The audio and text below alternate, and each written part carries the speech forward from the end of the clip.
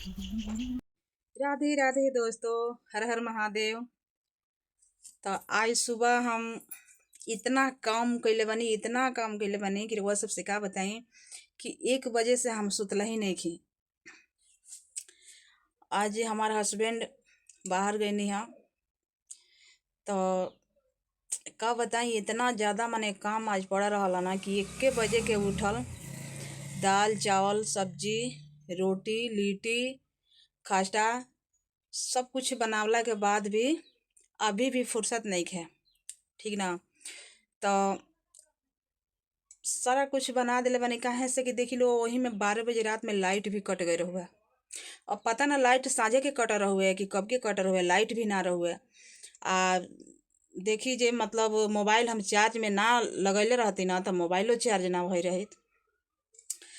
और मैंने इतना परेशानी अंधेरा धुनेरा मैंने मोबाइल जरा जरा के सब काम कैले बानी।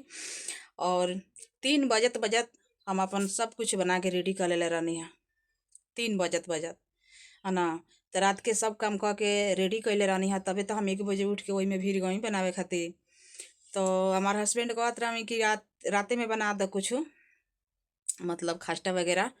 तो गुजिया पड़किया तो हम ना ही बनावी, हम कहीं जो सुबह ही बना। तो 1 बजे के उठल सारा कुछ बना के रेडी कर दिले रहनी है।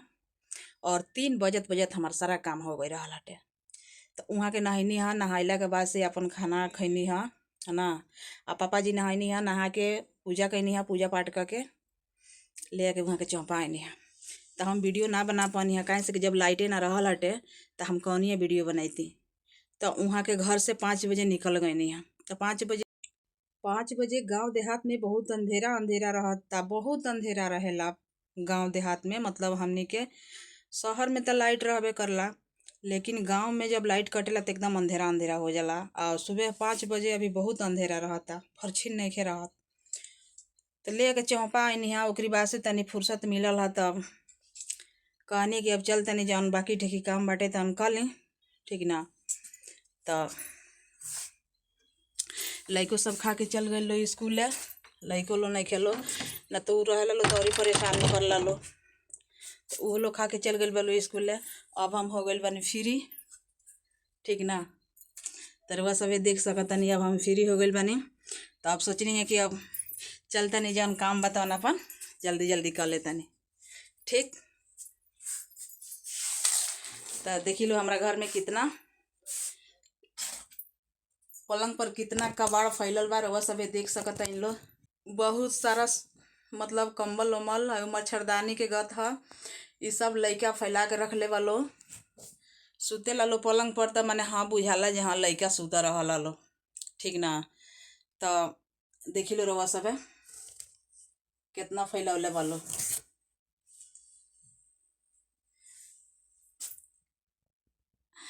पूरा घर फैला के रख ले वालो, पूरा घर एकदम कपड़ा के बरसात भइल बा। इतना कपड़ा कि दिमाग खराब हो जाता। ठीक ना।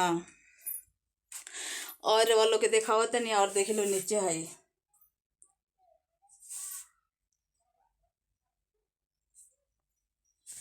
नीचे देख सकिलो अभी नीचे है सब कपड़ा के गाज लगौले वालो। तो अब चल गए वालो स्कूल है। तब कहनी कि नहीं खेलो तल। तो अभी का हमरा फुर्सत मिलल बटे है ना। तब चल तनी अब सर सफाई कर लेतानी।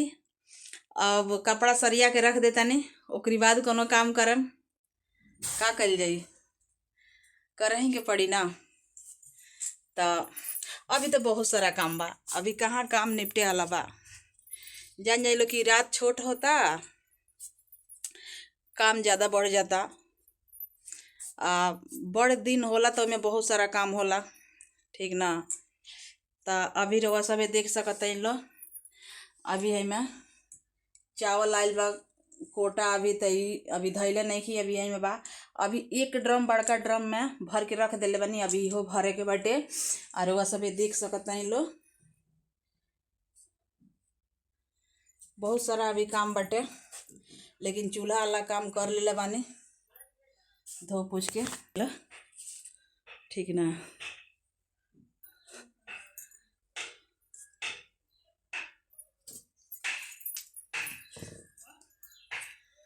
तो रउआ सभे बना रही लो लास्ट तक हमारा वीडियो में।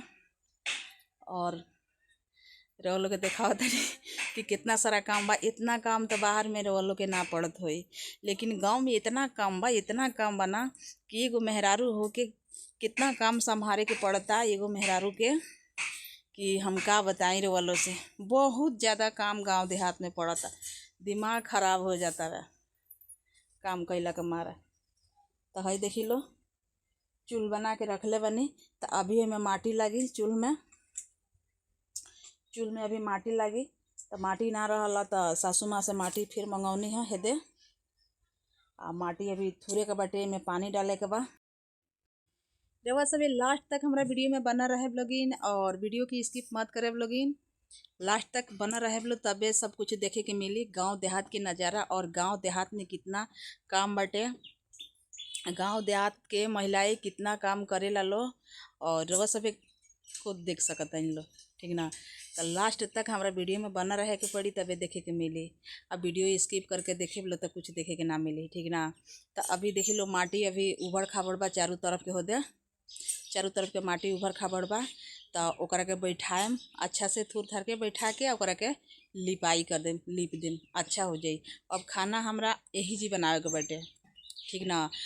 अब हम चूल बनौले बनी कुछ नया मॉडल के। वह सब देख सकते हैं लोग कि नया मॉडल के चूल बनौले बनी। बहुत अच्छा लागत है हमरा ये डिज़ाइन। वह सब के डिज़ाइन कैसा लागत है कमेंट बॉक्स में ज़रूर बताए लो। हम पहली बार ऐसा चूल बनैले बानी, ठीक ना।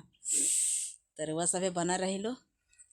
अब हम चल तनी तले जौन अपन काम बाटे तौन हम धीरे धीरे कर ले तनी, ठीक ना।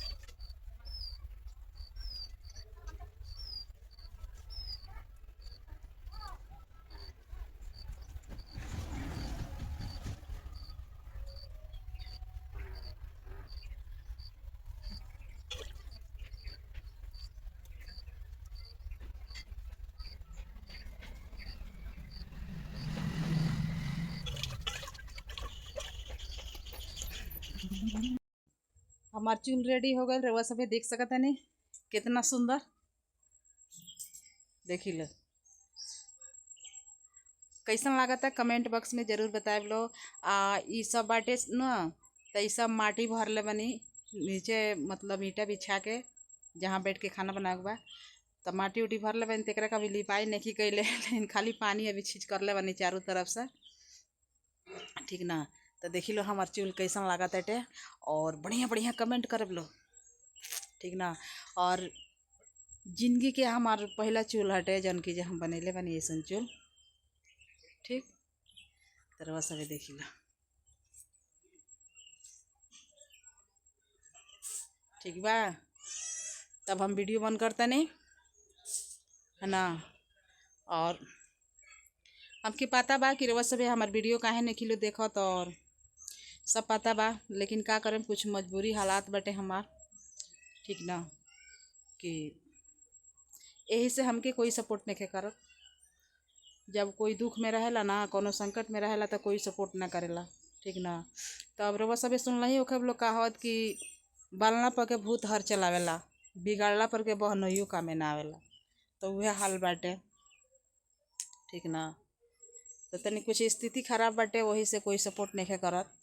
वह स्थिति जब हमार सुधर जाई ना, तो सभी लोग सपोर्ट करे लगी, हमके मालूम बा।